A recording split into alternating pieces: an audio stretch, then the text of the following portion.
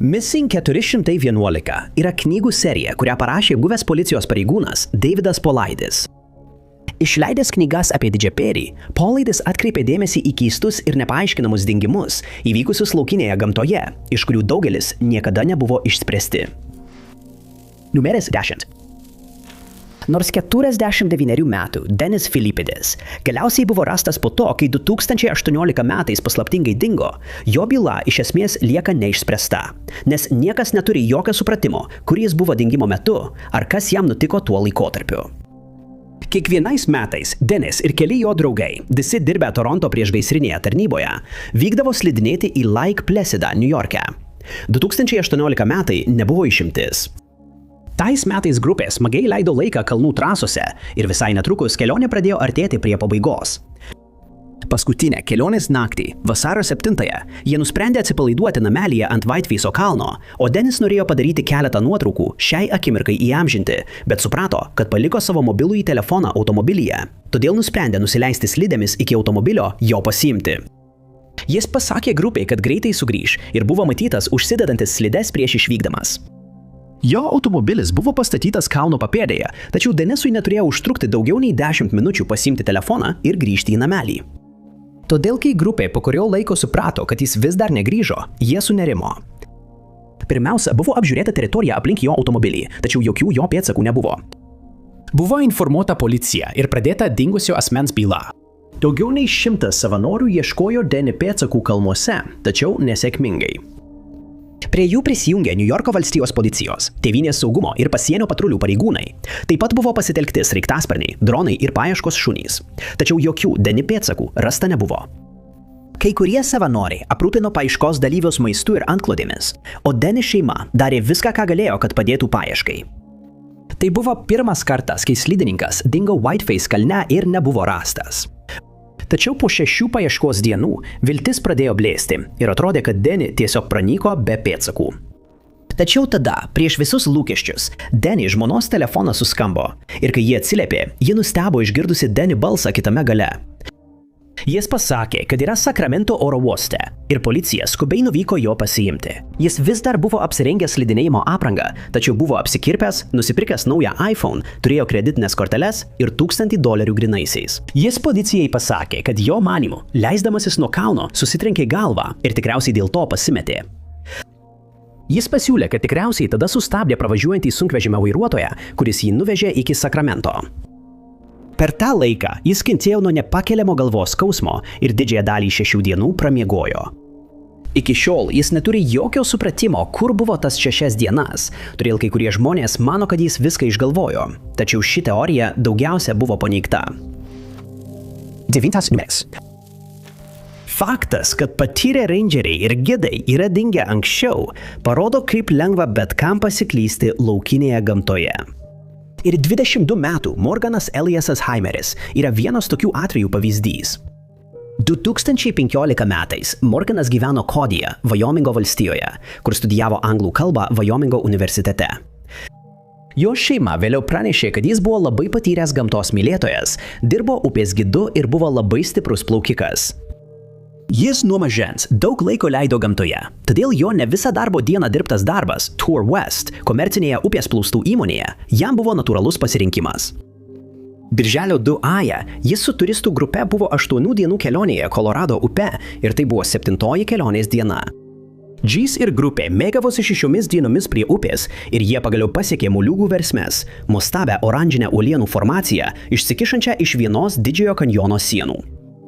Ji taip pavadinta todėl, kad savo formą primena moliūgą, kurio šonuose eina vertikalios juostos. Jis ir jo kolegos gidai būtų įspėję visuomenę neplaukioti ir negerti jokio vandens iš šaltinio, nes jame yra švino, cinko, vario ir arseno. Vėliau tą popietę, apie 16 valandą, grupė nusprendė keliauti toliau ir ruošėsi nuleisti savo valtis į šalutinę upelę šalia moliūgų versmės. Pagrindinis gidas prisiminė kalbėjęs su Morganu prieš pat išvykstant, nes šis buvo užsiminęs apie tai, kad vėliau tą dieną norėtų šiek tiek pailsėti. Tačiau prieš jiems baigiant pokalbį, juos pertraukė vienas iš turistų ir jis nuėjo nuo Morgano pasikalbėti su jais. Kai jis baigė tą pokalbį, atsisuko pasikalbėti su Morganu, bet jo ten jau nebebuvo. Jis pagalvojo, kad Morganas tiesiog nusprendė pailsėti arba pradėjo eiti atgal, nes buvo paprašęs laisvos popietės. Visą likusią dieną grupė maudėsi upėje, kartu vakarieniavo ir toliau linksminosi, tačiau Morganas taip ir nepasirodė vakarieniauti. Iki 19:26 tapo aišku, kad kažkas negerai ir ne pagrindinis gidas, o vienas iš turistų pranešė apie Morgano dingimą. Upės ruožai tarp 211 ir 215 žymeklių buvo kruopščiai išieškoti parko rangerių ir gelbėjimo komandų, tačiau jiems nepavyko rasti jokių Morgano pėdsakų. Paieškos zona buvo išplėsta iki Diamond Creek, esančio už 12 mylių nuo šaltinio, tačiau Morganas vis dar buvo dingęs. Po 6 dienų paieška buvo nutraukta neradus jokių užuominų. Per praėjusius metus buvo pateikta keletas teorijų, nes kai kurie žmonės mano, kad Morganas nukrito ir negalėjo išlipti iš upės. Kai jis buvo matytas paskutinį kartą, jis vilkėjo tamsios spalvos plūduriavimo liemenę, mėlynus ilgomis rankovėmis marškinius, Čikagos šlepetes, bordo spalvos beisbolo kepuraitę, ryškias spalvius šortus ir turėjo su savimi violetinį vandens buteliuką, kuris niekada nebuvo rastas.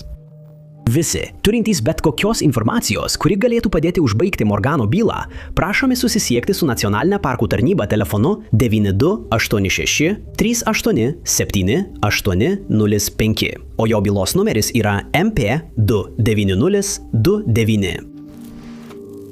8 numeris. 84 metų amžiaus reverendo Moriso Deniso, kurį draugai ir šeima vadino Doku, dingimo byla jau dešimtmečius kelia nusivylimą tyrėjams, nes jie nesugebėjo išsiaiškinti, kas jam nutiko. Dokas gimė Blue Rapidse, Kanzase 1896 metais ir gavo filosofijos bei teologijos bakalauro laipsnį Presbiterijonų teologijos seminarijoje Omahoje, Nebraskoje. Vėliau jis įgijo magistro laipsnį Denverio universitete. Po to iki 1981 metai dirbo žurnalo redaktoriumi. Jis dirbo Longmontų prekybos rūmuose ir taip pat buvo Denverio Biblijos koledžo valdybos pirmininkas. Visą tą laiką jis tęsė savo mėgstamą hobį – akmenų paiešką, nes labai mėgo brangakmenius ir mineralus. Jis tapo mineralų draugijos ir Flatiron brangakmenių bei mineralų klubo nariu, o senstant pradėjo sirgti artritu ir jam buvo diagnozuotas kraujo sutrikimas. 1981 metais jis jau buvo išėjęs į pensiją ir kovojo su sveikatos problemomis, o jo draugas Davidas Makšeris dažniausiai padėdavo jam judėti, o kartais jie kartu eidavo ieškoti akmenų. Būtent tai jie nusprendė padaryti tų metų vamandžio 20 dieną. Jie nuvyko į Paiko nacionalinį mišką Kolorado valstijoje, tiksliau netoli Topazo taško prie Velnio galvos, kur tikėjosi rasti gerų akmenų. Kadangi Dokas sunkiai vaikščiojo, Davidas jam padėjo pasiekti savo kasimo vietą – smėlio duobę netoli Rampart Ridge'o kelio. Įsitikinęs, kad Dokui patogu ir jis turi viską, ko reikia, Davidas nuėjo prie savo kasimo vietos, kuri buvo maždaug už 45 metrų. Tada jis pradėjo kasti ieškodamas akmenų, tikėdamasis rasti tokių, kuriuose būtų mineralų ar net kristalų. Ir kitas 2 valandas jis manė, kad Dokas daro tą patį. Apie 15 valandą Davidas nusprendė, kad laikas grįžti ir nuėjo prie Doko vietos. Jis pasakė Dokui pradėti rinkti savo įrangą ir surinktus akmenis, o tada pats nuėjo į savo vietą susirinkti įrangos. Tačiau savo nuostabai, kai jis sugrįžo, Doko niekur nesimatė. Praėjo tik 15 minučių nuo tada, kai jis paskutinį kartą matė Doką, tačiau apie jį nebuvo jokių ženklų, o tai buvo keista, nes Doko negalėjo išeiti iš teritorijos be pagalbos. Jo įrankiai buvo dingę, kaip ir surinkti akmenys. Metams bėgant buvo vykdomos paieškos, tačiau jokių Doko pėdsakų niekada nerasta. Paskutinį kartą Doko matė apsirengusį mėlynais kombinezonais, bordo flanelinių marškiniais, rudais iki kulkšnių batais ir balta beisbolo kepuraitė. Visi, turintys kokios nors informacijos apie jo bylą, raginame susisiekti su Douglas apygardos šerifo biuru telefonu 303 66 07 500. 7 numeris. Šasta kalnas buvo daugelio keistų ir nepaaiškinamų įvykių vieta, o 10 žmonių dingo kalne ir daugiau niekada nebuvo rasti. Šie vietovė garsėja klastingų reljefų, audromis, kurios atrodo užklumpančios netikėtai, paslėptomis plyšiais ir stačiais skardžiais, kuriuos reikia įveikti labai atsargiai. Todėl dauguma kalnų takų yra skirti tik patyrusiems alpinistams ir gamtos mylėtojams. Toks buvo ir 69 metų Karlas Herbertas Lageris. Karlas buvo kilęs iš Orindos, San Francisco ir 1999 metais nusprendė, kad įveiks aukščiausią kiekvienos Kalifornijos apskrities viršūnę, įskaitant Šastos kalną. Kartu su dviem savo draugais, Miltonu Gainsu ir Barryu Gilmoru, kuriems buvo atitinkamai 64 ir 60 metų, grupė, kurios visi nariai priklausė Orindos bėgikų klubui, išvyko į kalną tų metų gegužės 21 dieną. Kitą dieną, prieš grupiai pradedant kopimą, Karlas pradėjo skųstis, kad blogai jaučiasi ir nusprendė išvykti anksčiau, kad jo draugai nebūtų sulaikyti, o jie planavo jį pasivyti vėliau. Jis išvyko Avalanche Gulch maršrutu, bet tikriausiai žinojo, kad kelias bus sunkus, nes dar keliaudamas su grupe į stovyklą, jis kentėjo nuo nuovargio, dehidratacijos ir skrandžio problemų. Jis jautėsi taip blogai, kad Gainsas ir Gilmoras turėjo padėti jam nešti jo įrangą. Tačiau jis tikėjosi, kad gerai pailsėjęs ir išsimiegojęs iki ryto, pakankamai atgaus jėgas, kad galėtų kopti į kalną. Jam išėjus iš stovyklos, jo draugai pradėjo rinkti palapinę ir krautis kitus daiktus, o tada patraukė taku. Vėliau Rangeris pranešė matęs vyrą, atitinkantį Karlo apibūdinimą, lėtai kylantį vienu iš statesnių ir sudėtingesnių takų. Gainsas taip pat teigė matęs vyrą, kurį jo manymu buvo Karlas, aukščiau kalne, kol jo nepametė iš akių. Abu vyrai pasiekė Helenos ežerą ir nustebo, kad Karlas ten nebuvo. Jie kalbėjosi su kitais alpinistais toje vietovėje, tačiau nei vienas jų nebuvo sutikęs Karlo ir jie sunerimo. Jis buvo praneštas kaip dingęs Siskijų apygardos šerifo biurui, kuris nedelsdamas pradėjo kalno paieškas. Kai nebuvo rasta jokių Karlo pėdsakų, Kalifornijos nacionalinė gvardija ir Kalifornijos greitkelių patrulis pasiuntė sraigtasparnius paieškai iš oro, tačiau be sėkmės. JAV tarnybų rangeriai ir savanoriai prisijungė prie paieškos ir 10 dienų jie išnaršė visas vietas, kuriuose buvo matytas Karlas, taip pat daugelį kitų, tačiau vėlgi nerado jokių jo pėdsakų ar užuominų, kas jam galėjo nutikti. Jiems buvo pasakyta, kad Karlas vilkėjo 2 ar 3 sluoksnius drabužių, tarp kurių buvo rudžių spalvos paltas, slidinėjimo kelnės ir žygio batai su apkaustais. Jis taip pat turėjo maisto ir vandens, kuriuos nešėsi kuprinėje. Paieška galiausiai buvo nutraukta ir per visus šiuos metus daugiau jokių Karlo pėdsakų nebuvo rasta. Visų galinčių padėti šioje byloje prašoma susisiekti su Siskijų apygardos šerifo biuru telefonu 5384 12900, 6 numeris. 2018 metais 27 metų Samantha Sears, dar žinoma kaip Sam, dingo Vašingtone ir nuo to laiko jos draugai bei šeima bando rasti bent kokių užuominų apie tai, kas jai nutiko, tačiau atsakymai vis dar lieka neaiškūs. Sam dar mokydamasi vidurinėje mokykloje buvo diagnozuota alopecija ir iš pradžių ji pradėjo nešioti perukus, kai pradėjo slinkti plaukai. Tačiau laikui bėgant, perukai tapo per daug nepatogus ir sunkūs, todėl ji nusprendė tiesiog nusiskusti galvą. Vėliau ji ant galvos šono pasidarė kelių žvaigždžių tatuiruotę ir tai tapo vienu iš ryškiausių bruožų, pagal kuriuos ją galima atpažinti. G pasakojo savo šeimai, kad dažnai sulaukdavo keistų žvilgsnių ir užuojautos iš nepažįstamų žmonių, kurie manė, jog ji ką tik baigė chemoterapiją. Ir galiausiai ji nustojo juos taisyti. Ji nusprendė persikelti į Sietlą, iš savo gimtojo miesto Girard, kuris yra netoli Erio ežero, po to, kai apsilankė ten ir įsimylėjo šią vietovę. Baigusi vidurinę mokyklą su pavarde Steinbach, ji įstojo į Niujorko valstijos universitetą Fredonijoje. Ten jie įgijo bakalauro laipsnį techninio teatro ir teatro dizaino bei technologijų srityje. Ji baigė studijas 2013 metais.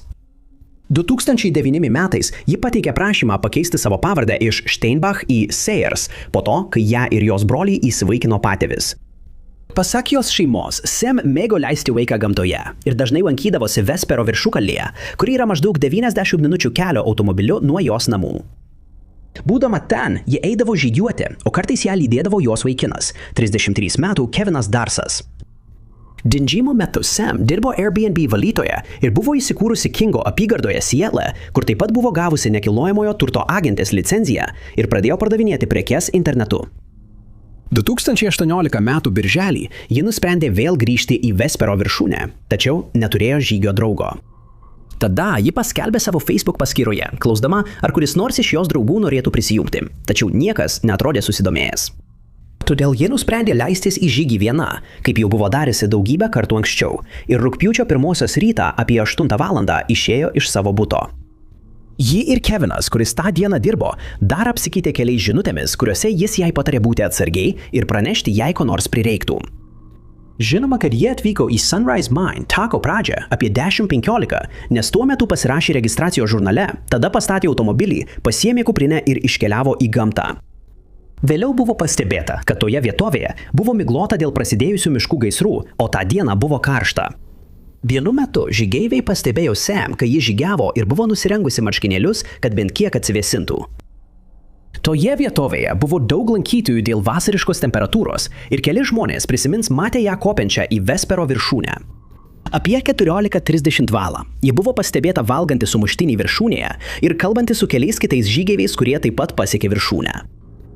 Kai ji negrįžo namo iki 18 val., kai buvo tikėtasi, ir su ja nepavyko susisiekti telefonu, Kevinas išvyko į tą taką jos ieškoti.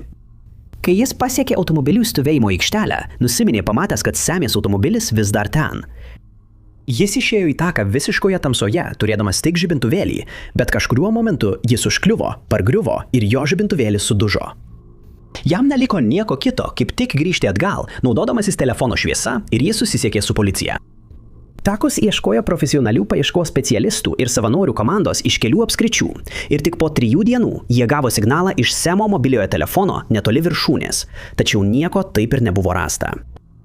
Semas vis dar dingęs, jie apibūdinama kaip plikagalvė žaliomis akimis. Paskutinį kartą ją matė vilkinčią bordo spalvos sportinę striukę, pilkas jogos kelnes ir žygiavimo batus. Jį su savimi turėjo kuprinę, žygiavimo lazdas ir rusvos spalvos kepurę.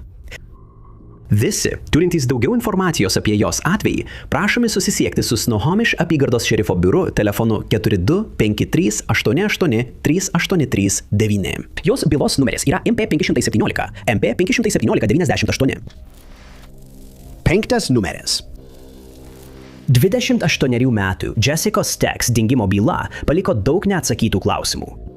Pasak jos motinos, Ketes Payton, jie įsitikinusi, kad čia įsivėlė nusikalstama veikla ir kad Uniono apygardos šerifo departamentas netyrė tinkamų užuominų, pavyzdžiui, kad Jessicos vaikinas gali būti atsakingas už jos dingimą.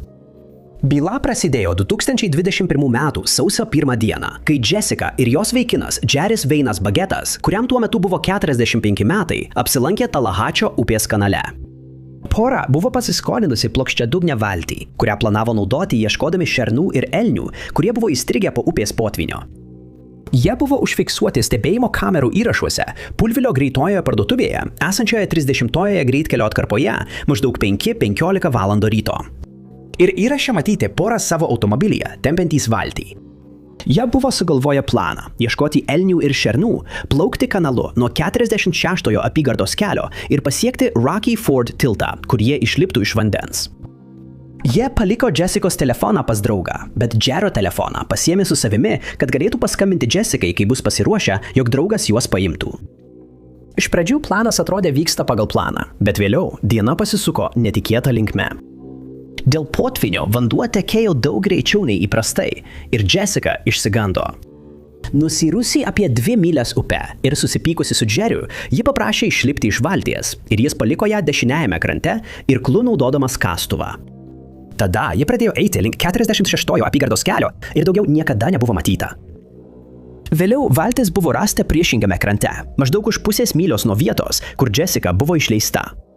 Jaris teigė, kad jis persikėlė į kitą pusę ir tada susisiekė su draugu, kad šis jį paimtų. Tik apie 22:15 tą vakarą buvo pranešta, kad Jessica dingo. Paieška buvo nedelsant pradėta, tačiau ją teko nutraukti 2 valandą nakties. Kitą dieną paieškos buvo atnaujintos, tačiau visa teritorija vėl buvo užtvindyta. Todėl paieškos dalyviams teko laukti, kol vanduo nuslūgs, o tai reiškia, kad nieko daugiau nebuvo padaryta iki praėjus 2 dienoms po to, kai Jessica dingo. Teritoriją pėsčiomis tikrino savanoriai, kurie brido į vandenį, o iš oro Jessicos ženklų ieškojo dronai, tačiau be rezultatų. Tačiau būtent Holly Springs nacionalinėme miške jie rado jos pėdsakus kartu su keliais jos daiktais. Pėdsakai buvo sekami maždaug 100 jardų 30-ojo greitkelio kryptimi, tačiau jie nuvedė į užlietą lauką, kuriame toliau sekti nebuvo įmanoma. Tarp rastų daiktų buvo moteriško bato viršus, kastuvo kotas, paltas ir pirštinė. Vandeniui dar labiau nuslūgus buvo atliktos papildomos paieškos, tačiau nieko nerasta. Ji apibūdinama kaip turinti šviesius plaukus ir žalios akis. 165 cm ūgio ir sverianti 50 kg. Džirėjo kelis auskarus, tatuiruotas ant nugaros, dešinės rankos, bevardžio piršto, dilbio, riešo ir blauzdos. Visi, kas galėtų padėti pasistumėti jos byloje, turėtų susisiekti su Union apygardos šerifo biuru telefonu 6625341 Ketvirtas numeris. 68 metų Barris Joelis Trahanas, kilęs iš Kolumbijos Falls, Montanos valstijos. Nuo 2020 metų Liepos mėnesio jo nematė ir iš jo nieko negirdėjo draugai bei artimieji, ir iki šiol nerasta jokių užuominų, kur jis galėjo būti nuėjęs ar kas jam nutiko. Jo byloje yra mažai detalių, tačiau tyrėjai pakartojo, kad jų tyrimas dėl jo dingimo vis dar vyksta ir jie tikrins bet kokias naujai gautas užuominas. Tų metų Liepos 22 dieną Barris išvyko į Kintlos ežero apylinkės Ledynų nacionalinėme parke Montanoje, kur planavo eiti į žygį. Kai jis negrįžo namo, kaip tikėtasi, policija buvo informuota apie jo dingimą ir buvo organizuota paieškos operacija. Jo automobilis tą pačią dieną paskutinį kartą buvo matytas prie ežero, kur jis ir liko stovėti toje pačioje vietoje, kur Barris jį paliko prieš išvykdamas į žygį. Tačiau oficiali Barrio paieška prasidėjo tik po 3 dienų, Liepos 25-ąją. Parko rangeriai išnaršė tas vietas, kur jų manimų Barris galėjo eiti, tačiau buvo priversti grįžti, kai nieko reikšmingo nerado. Flathido apygardos paieškos ir gelbėjimo tarnyba bei Flathido apygardos kinologų komandos vėliau prisijungė prie paieškos, tačiau šunys nerado Barrio kvapo ir daugiau jokių užuominų nebuvo aptikta. Rugpjūčio 4 dieną buvo padaryta pirmoji nedidelė pažanga, kai Kintlos ežere buvo rasti jo akiniai nuo saulės, nors niekada nebuvo patvirtinta, kad tie akiniai priklausė jam. Rangeriai yra gana tikri, kad jie priklausė Barriui ir išreiškė nusivylimą dėl to, kad daugiau nieko nebuvo rasta. Aplink jo automobilį esančios teritorijos taip pat buvo kruopščiai išieškotos, tačiau be rezultatų. Iki šiol jokių papildomų Barrio pėdsakų nebuvo rasta, o jo dingimas ir toliau kelia nusivylimą tyrėjams. Jis apibūdinamas kaip turintis dalinai žilus plaukus ir lazdyno spalvos akis, ūgis 5 pėdos 10 colių, svoris 220 svarų. Deja, nėra pateikta aprašymo apie drabužius, kuriuos jis vilkėjo paskutinę kartą matytas, o jo duomenys nebuvo įtraukti į namus duomenų bazę. Flathido apygardos šerifo tarnyba prašo visų turinčių informacijos apie Barrį susisiekti su jais. Telefonu 4 06 758 5585, nurodant agentūros bylos numerį 2020-23471. Numeris 3.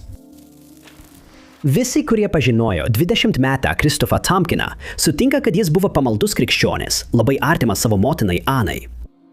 Prieš pat paslaptingai dingdamas, 2002 metų sausį jis pradėjo dirbti matininkų įmonėje Kolumbe, Džordžijos valstijoje ir sakė savo motinai, kad jam patinka šis darbas.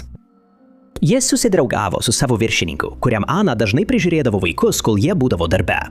Ir sprendžiant iš visko, Kristoforo gyvenime viskas klostėsi gerai. Tų metų sausio 25-osios rytas nesiskyrė nuo kitų, tačiau vakare Kristoforo jau niekas nebematė. Vėliau jis policijai pasakojo, kad tą rytą atsikėlė ir kaip įprasta ruošėsi į darbą, o po pusryčių išėjo į biurą. Vos tik atvykęs, jis įsėdo į vieno iš savo bendradarbių automobilį ir jie nuvažiavo į savo darbo vietą Ellerslyje. Ten Kristoforas ir dar 3 vyrai pradėjo dirbti. Jie buvo išsidėstę maždaug 50 pėdų atstumu vienas nuo kito ir dirbo eilėje, o Kristoforas buvo gale. Darbas sekėsi gerai. Jie padarė pertrauką pietums, po kurios vėl ėmėsi savo užduočių.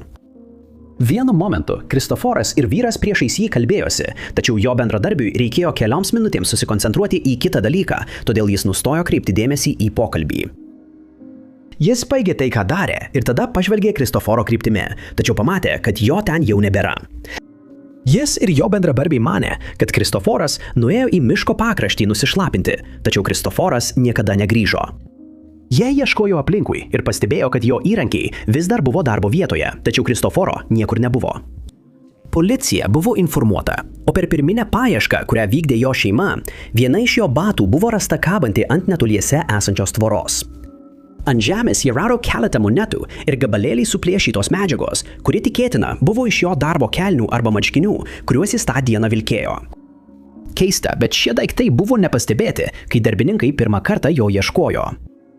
Oficiali paieška prasidėjo kitą dieną, pasitelkus lavonų ir paieškos šunis, tačiau jiems nepavyko užuosti jo kvapo.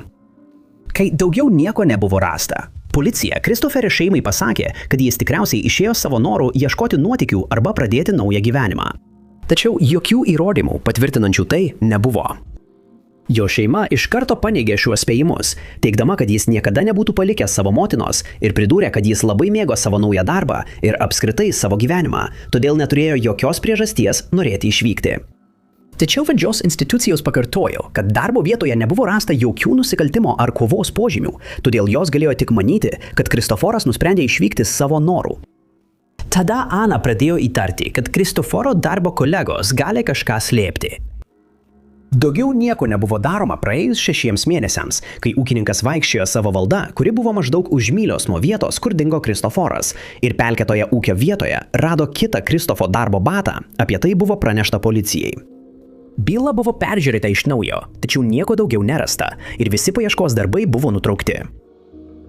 Kristoforas apibūdinamas kaip turintis juodus, supintus plaukus ir rudas akis, galbūt su ūsais arba ožka.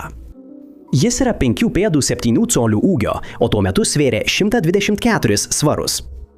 Paskutinį kartą jis buvo matytas vilkintis mėlynai pilką languotą striukę, tamsiai mėlynas kelnes ir juodą kepurę. Jis taip pat dėvėjo juodą laikrodį, kuris niekada nebuvo rastas. Jei turite kokios nors informacijos apie Kristoferio bylą, kuri galėtų padėti jį surasti, raginame susisiekti su Harriso apygardos šerifo biuru telefonu 7062 8421. Kristoferio bylos numeris yra MP483. Antras numeris. Liudininkai, kurie pasirodė po to, kai dingo 54 metų Sandra Lynn Johnson Hughes, pateikė labai nerimą keliančius pokalbius su ją aprašymus, dėl kurių tyrėjai pradėjo manyti, kad ji galėjo būti patyrusi galvos traumą arba tapusi dezorientuota. Sandra buvo žinoma kaip išgyvenimo specialistė, turinti daug patirties gamtoje, ir 2020 metais ji nusprendė viena žygiuoti atokioje Johnsono pievų vietovėje Maderos apygardoje, kad bent kiek atsipalaiduotų nuo karantino, kuris buvo įvestas COVID-29 pandemijos metu. Prieš 6 mėnesius ji buvo persikėlusi iš Havajų į Kaliforniją, o birželio 26 dieną telefonu kalbėjosi su kai kuriais savo šeimos nariais. Jiems pasakė, kad galbūt žygiuos iki Džiausemito per savo kelionę ir nebuvo jokio pagrindo nerimauti, nes jie jau daug kartų anksčiau viena buvo išvykusi stovyklauti. Tačiau Liepos 5 dieną Sandros stovyklavietė buvo rasta netvarkinga, kas jai buvo nebūdinga, o jos pačios niekur nebuvo matyti. Per vėliau vykusias kreipimusis į visuomenę dėl informacijos, keli žmonės pranešė, kad matė Sandrą ir kad ji elgėsi labai keistai. Liepos 4 dieną ji žygiavo basomis ir atrodė prastai, nes ant veido turėjo mėlynę. Kai kurie ją sutikę žmonės pasiūlė pagalbą, tačiau ji pasakė, kad jos nereikia ir toliau ėjo. Jos automobilis buvo rastas netoli stovyklavietės. Jis buvo atsitrenkęs į medį ir nuriedėjęs į griovį.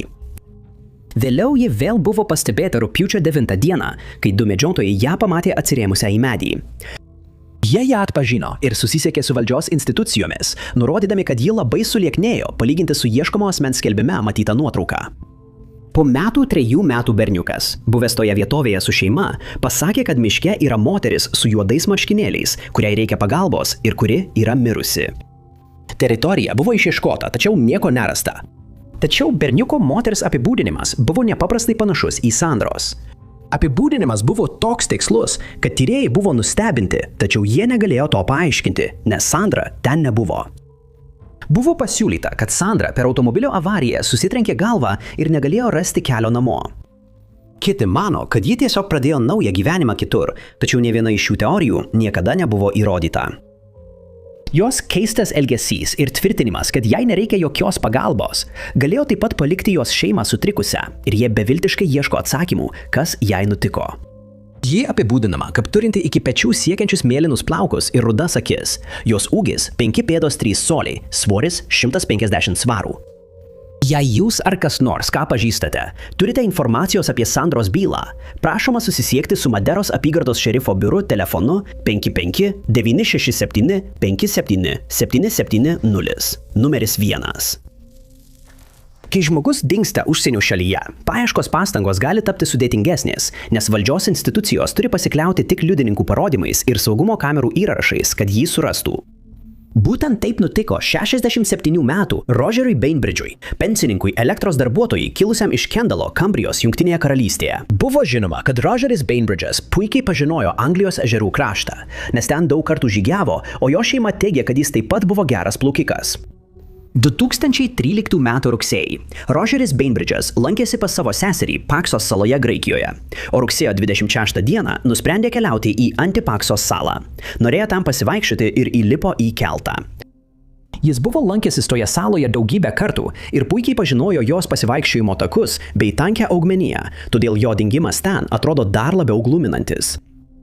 Yra žinoma, kad išvykdamas jis turėjo 50 eurų ir nešėsi kuprinę, kurioje buvo geriamas vanduo. Jis nepasiėmė savo mobiliojo telefono ar asmens tapatybės dokumento, o jei būtų pasiėmęs, tyrėjai galbūt būtų galėję atsekti jo paskutinius žinomus judesius. Liudininkai teigia, kad tą dieną apie 15 valandą jie pastebėjo Rogerį netoli pagrindinio salos kaimo ir trumpam jį palydėjo pasivaikščiojime. Tačiau Rogeris niekada negrįžo namo ir rugsėjo 27 dieną, kai jis buvo paskelbtas dingusiu, buvo surengta pirmoji paieška. Sala, kurios plotas yra vos 2 kvadratiniai mylios, buvo kruopščiai išieškota, tačiau jokių teigiamų rezultatų nebuvo rasta, kas jo šeimai pasirodė keista. Jie mano, kad Rogeris niekada nebūtų pasiklydęs, nes jis labai gerai pažinojo šią vietovę, o jei jis būtų nusprendęs paplaukioti jūroje ir patekęs į bėdą, būtų buvę rasta bent keletas jo daiktų. Jei jis būtų tai padaręs, jis būtų palikęs savo kuprinę krante, tačiau jos niekada nerado. Pakrantę aplink šią vietovę narai išnaršė, tačiau vis tiek jiems nepavyko rasti jokių užuominų. Savanoriai plūdo į salą padėti paieškose ir kiekviena salos vieta buvo išnaršyta, tačiau nesėkmingai. Po to, kai buvo pasiūlyta, jog Rogeris galėjo nukristi į paslėptą miškingą vietovę arba alyvmedžių giraitę, šios vietos buvo dar kartą išnaršytos, tačiau Rogeris vis dar liko dingęs. Kadangi sala yra labai maža, buvo tikėtinas, kad anksčiau ar vėliau bus rasta kokia nors užuomina, tačiau per visus praėjusius metus nieko nebuvo aptikta ir Rogerio likimas vis dar išlieka paslaptimi. 2013 metais buvo atlikta dar viena paieška, tačiau ir vėl ji baigėsi nieko neradus. Jo sūnus pasiūlė, kad jis galėjo patirti medicininę nelaimę arba nervinį priepuolį vienoje iš netoliese esančių salų ir negalėjo grįžti namo, tačiau daugiau jokių pranešimų apie jį nebuvo, todėl ši teorija kelia abejonių. Rogeris paskutinį kartą buvo matytas vilkintis mėlynus marškinėlius ir avintis vaikščiojimo batus. Jis turi žilus plaukus ir mėlynas akis, o visi, turintys informacijos apie jo buvimo vietą, turėtų susisiekti su Q dingusių asmenų centru telefonu 910 343 1131. Labai jums ačiū, kad žiūrėjote. Jei jums patiko šis vaizdo įrašas, būtinai paspauskite patinka mygtuką. Taip pat nepamirškite prenumeruoti ir paspausti pranešimų varpelio, kad nepraleistumėte visų mūsų būsimų įkėlimų. Bet mano vardas yra Top 5 anonimai ir pasimatysime kitame vaizdo įraše.